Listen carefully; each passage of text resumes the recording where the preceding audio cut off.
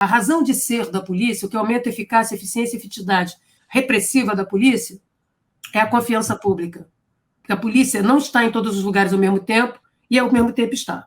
Então, ela está em algum lugar e em lugar nenhum. É isso que faz com que a polícia seja a polícia do antes que filmou, durante o filme e depois que filmou. Quando você não tem isso, a polícia foi para o Beleléu, ela está vulnerabilizada. E quem sabota a polícia não é o crime. Nenhum crime, nenhum crime organizado enfrenta a polícia, não, porque sai caro. O sujeito vai ser perseguido no Ceará se ele mudar de estado. Sim. Entendeu? Acabou a carreira dele criminosa, não pode ascender no PCC. O sujeito estava para ser vice-presidente do PCC, diretor do Ministério de Segurança do PCC, entendeu? Aí ele resolve matar um polícia. Deu ruim. A sociedade não gosta, nós não gostamos porque a polícia nos representa, porque a ideia de polícia está preservada. Eu posso não gostar da minha corporação, porque eu fui esculhambada por ela. Agora, a ideia de uma polícia, ela é uma ideia viva, tal como a democracia. Se eu matar a ideia da polícia, eu matei a ideia da autoridade legal e legítima. Eu matei a ideia, né, de um poder instituído legal e legítimo, com previsibilidade, regularidade e transparência feito pelo voto. O medo da criminalidade dá autoridade ainda para a polícia, para a existência da polícia, né? A questão é como ela funciona, né? Isso é importante. Aqui no Brasil, em especial, nesse aparelhamento patético, político, tem custado caro as nossas vidas todas, nesses últimos 40 anos, não é de agora, né? A primeira coisa é a seguinte: sentir medo é legítimo. O aparelhamento do medo coletivo da população, o aparelhamento coletivo do temor é uma impostura, é uma indecência. E isso é uma covardia, né? É uma covardia. É uma mercadoria política que dá voto. As pessoas ganham a eleição assim. Ninguém está pouco se importando com homicídio. Tá? Ganha voto, matar ganha voto. Porque quem chancela se é bandido não é, entendeu? Bandido bom, bandido morto, não é isso? Tá? E mais, as pessoas ficam tão amedrontadas, assitiadas, porque elas moram num lugar que tem 200 mil pessoas. Ela não conhece o sujeito que morreu. Sim. Entendeu? Ela não tem intimidade com aquela pessoa. Né? Ela quer se livrar daquela situação, daquele pandemônio que ela vive cheio de operações. Sim. Certo?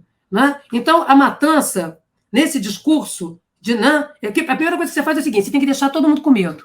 Você tem que produzir o máximo de insegurança que você puder. Como você faz isso? Numa sociedade de larga escala. Fazendo polícia ostentação, polícia de espetáculo, com operações, tiroteios. Quanto mais tiroteio, operação, fúria, sonhação, mais todo mundo no asfalto e na favela sente medo. Meu Deus, alguma coisa está acontecendo, está grave a situação. Então, quanto mais espetaculoso... Tipo o BOPE, né? Não é espetacularidade, não é o BOPE existir. O BOPE existir é importante. Espetacularização, o teatro, entendeu? Tropa de elite. Né? Fazer essas performances, porque isso na esquina, a gente ouve o barulho, você andar com a metralhadora por lá de fora, o fuzil por lá de fora, porque não cabe dentro do carro, aquele é provocativo. Então, tudo isso cria no nosso imaginário, né, os filminhos de blog policial, tudo mostrando, olha como eu sou viril, olha como eu sou macho, como se macheza decidisse superioridade tática de ação. Chega a ser gargalhante, porque a pistola foi desenhada para que até um adolescente pudesse usar, numa cidadania armada, e ficar discreta, uma cidadania armada como o caso americano. Então, você vê que é um blefe, mas um blefe moral que funciona, porque quando a gente aparelha o medo é péssimo conselheiro. A gente é tomado pela afetividade, pela irracionalidade, não pensa um palmo na frente do nariz, porque a gente não vai pôr a nossa vida em risco. Diante do medo, a gente abre mão de qualquer garantia que a gente tem em favor do primeiro sujeito que diz que vai nos proteger, que vai nos salvar. Só que esse salvador de hoje, esse libertador de hoje, é ser tirano de amanhã, vai te cobrar taxa, entendeu? Esse processo, ele existe desde que democracia é democracia. Tá? A primeira coisa para você ter democracia para valer é controlar os meios de força, coisa que aqui no Brasil você não faz. Adula onça, põe onça no quintal e fica lidando com polícia e força armada como se ela fosse uma outra república. Quer dizer, quem inventou as autarquias sem tutela? Os políticos.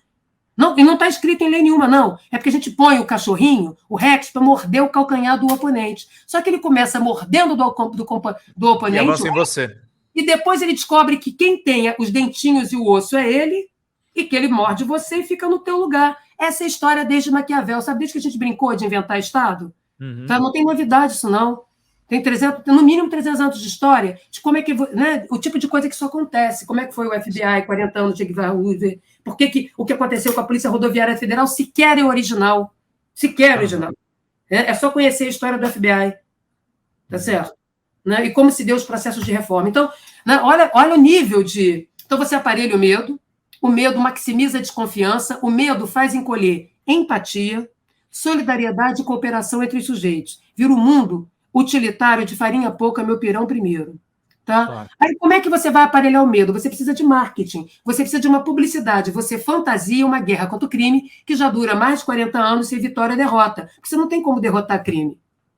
Porque não tem inimigo.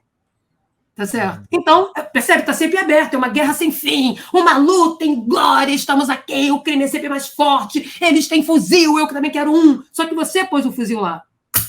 Você quem pôs o fuzil lá. Porque se eu posso dizer uma coisa para você com sinceridade. Se tem um tipo de armamento vagabundo que os grupos criminais ou os domínios armados usam, né, são esses que eles usam aqui no Brasil.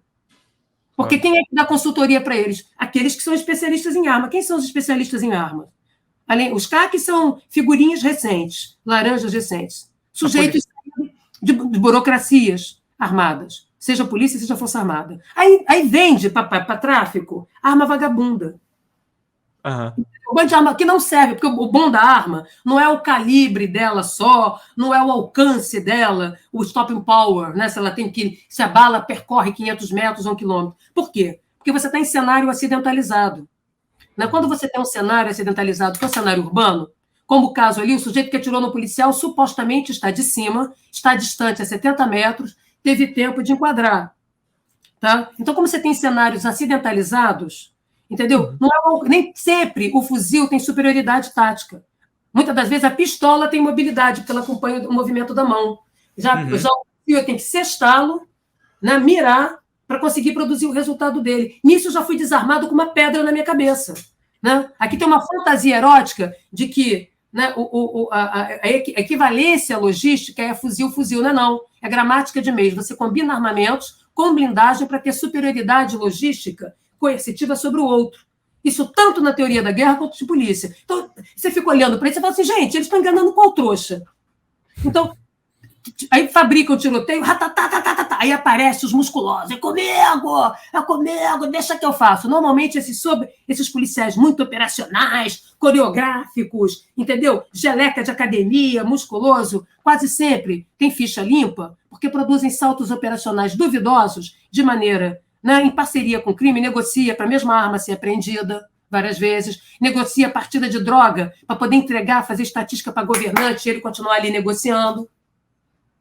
Produz o sequestro que ele mesmo vai desvendar, né? E a ficha dele é limpa e ainda ganha medalha em Assembleia Legislativa. Tá? Então, não é. Agora, boa parte dos policiais honestos tem a ficha suja, sabia disso?